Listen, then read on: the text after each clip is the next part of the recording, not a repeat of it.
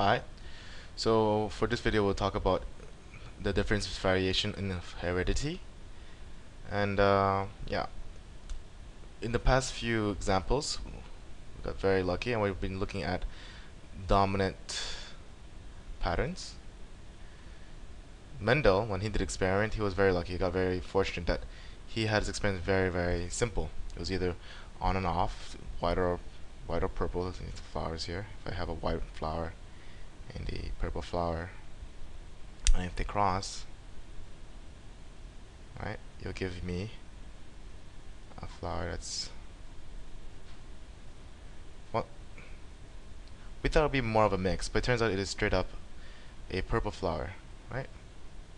That's what the thing is, and this demonstrates a dominant gene pattern, genetic pattern, because the dominant allele overpowers the recessive one, and hence when in purple instead of a mixed one, which he thought it would be the case, he thought that was the deal. But life goes on, and we understand that we see in everyday life that they are red flowers, roses, or in the textbook example, the textbook example will be the snapdragons. Okay, and there's the red ones and white ones. And if you mix them together, well, if you breed them, right, you produce a pink flower. So once again, there are some cases where Mendel, did experiment. Which one, like the one that Mendel used, was a dominant genetic pattern, okay, which give us a recessive and a dominant allele. But in case of incomplete dominance, when both alleles are expressed at the same time, creates a whole new different color. Alright? So it's having two colors to work with. We got three different colors.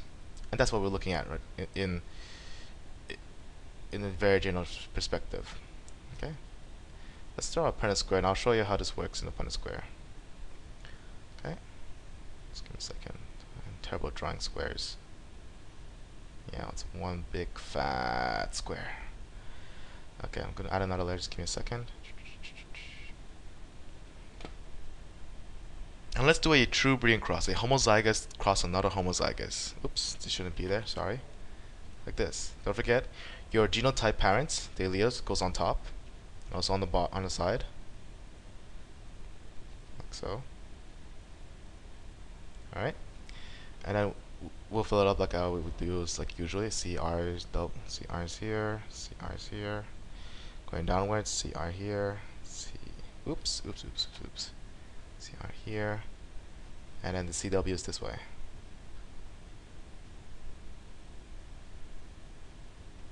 Okay, so just like in the a homozygous cross, you will get the same results, except that the phenotype, instead of being the dominant allele being expressed, you get a new phenotype, which is pink. Okay, so that's right, it's genotype pink. Sorry, genotype we see RW like usual. My bad. Phenotype, sorry, my big mistake there was phenotype, would be pink.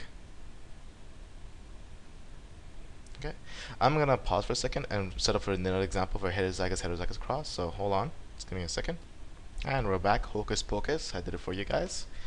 So what we're gonna look at is the heterozygous cross. So a heterozygous parent crossing another heterozygous parent, and you get the same results more or less as a heterozygous dominant genetic pattern. Okay, you can see that there is a CR, which means it's a red flower. And you get your CW right here, which is a white flower, and a CW and CR, or CRCW, sorry. You give you a pink one right here, these two. So once again, it's very similar to a dominant genetic trait.